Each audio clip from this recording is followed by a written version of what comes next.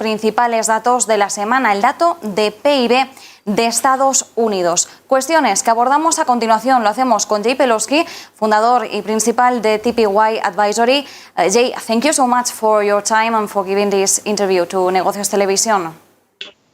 Thank you, Marta. Always happy to be with you.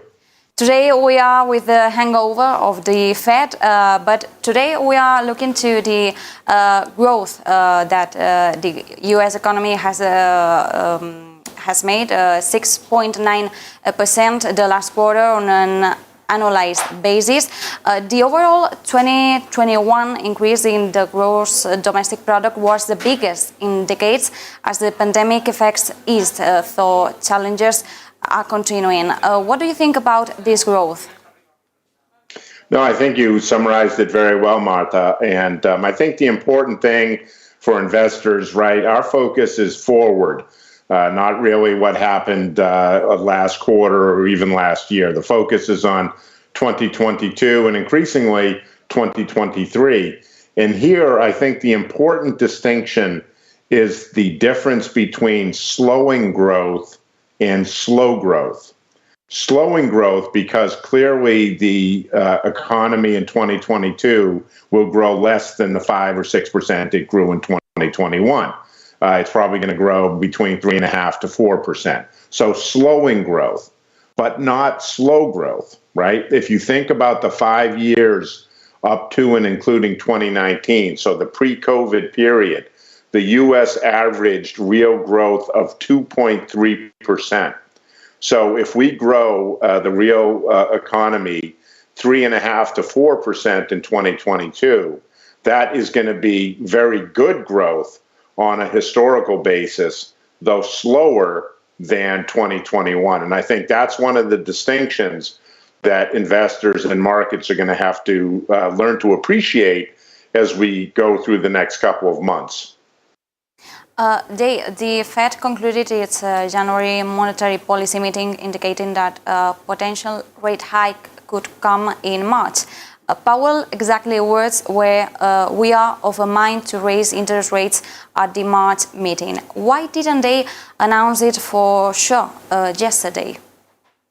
Well, I think they want to provide some optionality, right? Some flexibility. The Fed wants to be nimble.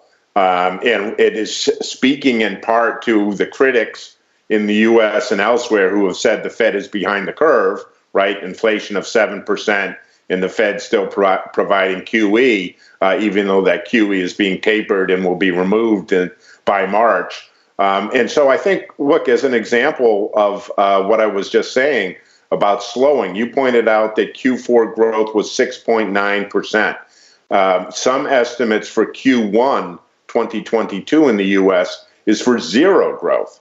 So the Fed, when it comes to the spring, I do think rates are going to be raised in March, but the spring is going to look very different, particularly I think from an inflation point of view, because the base effects from very solid growth and enthusiasm about coming out of COVID last spring, if you recall, April, May, and June, the inflation numbers were quite high.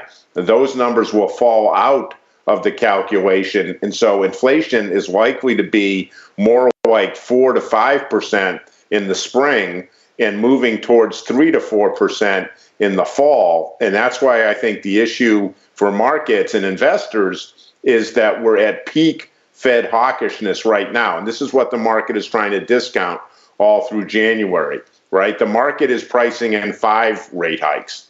The Fed dot plot is pricing in 3.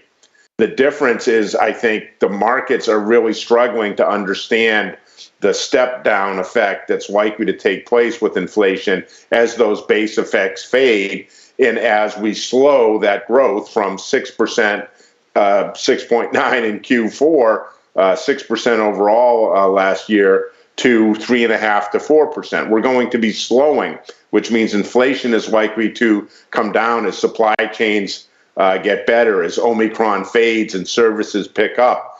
So it's there's a lot of moving pieces, and so I think that's what we've seen in the market, really struggling to understand how all this is going to play out. And Jay, Powell admitted that a rate hike in every meeting is not off the table. Could it be possible? How would markets react if this happens? Yeah, no, I think that's an excellent question, and that's exactly what we're seeing, right? The market was surprised by that yesterday afternoon. You just tell by the fact that it was up 2% before Powell started speaking and closed down for the day. So clearly he was a little bit more hawkish than some people thought. I didn't read anything significant in his comments. I thought he made the point they're going to be nimble, they're going to be flexible, they are going to start raising rates in March. That's 100% discounted in the market. As I said, I think the market has priced in 5 rate hikes. I think it's going to be much more like 3. I think the bigger point, there is actually a much bigger point from an investment perspective, and that is that this pricing of the Fed, particularly in the equity market, has led to big cap technology stocks underperforming. And this is the segment of the market that has led the way all the way back since 2009, coming out of the great financial crisis. And technically, it looks like big cap tech has lost that leadership position, which means that the U.S. equity market, which has also been the world's best performer since 2009, is likely to lose its leadership position. So amidst all the questions about the Fed, we're also talking about a significant, once-a-decade move from tech U.S.-led equity leadership to value and non-U.S. equity leadership. And you can see that with the non-U.S. markets outperforming the U.S., and with value significantly outperforming growth. This is the really big deal from an investment perspective.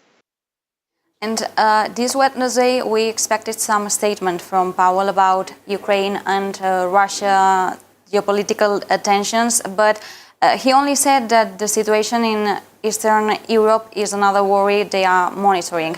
How could that affect if these tensions escalate?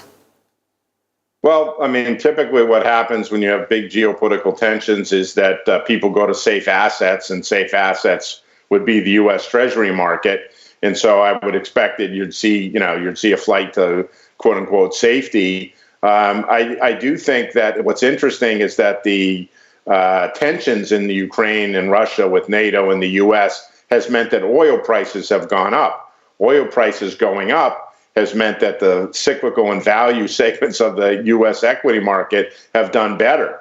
And so XLE, which is the leading energy company ETF in the U.S., is up 17% year to date, 17% in the first month of the year. And now, of course, it's overbought, whereas technology is oversold. So the market is trying to figure out the Fed, it's trying to figure out the Ukraine, it's trying to figure out inflation, trying to understand earnings. So there's obviously a lot of moving pieces, and you see that reflected in the volatility of the market, which has been, quite extreme on a day-to-day basis, on a week basis, on a monthly basis. This has been a very volatile start to the year, but I think it's because the market is trying to understand all these different factors. And as I said, really appreciate that tech leadership, the leadership of the last 13 years is now over. That's really the big deal. We will monitoring all these questions. Thank you so much, Jay. I look forward to speaking with you about them in the future, Martha. Take care.